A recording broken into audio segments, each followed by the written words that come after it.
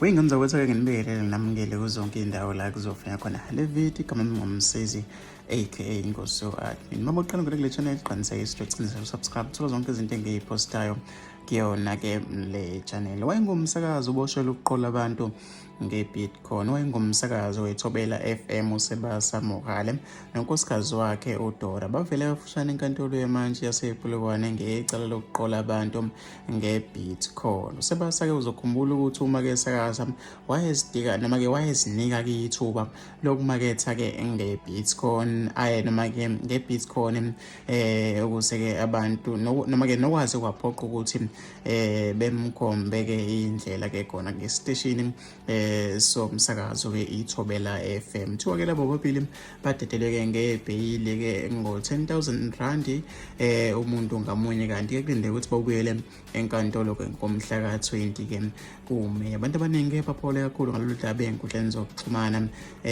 OwayenguMsakazi nangomunye ethi-ke indaba yena angalandelwa-ke isikebhe-ke njengosibuke Buthelezi. Asazi-ke OwayenguMsakazi ufisa ukuthi-ke izuvo lakho noma umuntu wakho ukuthi wena cabangani-ke ngalolu daba.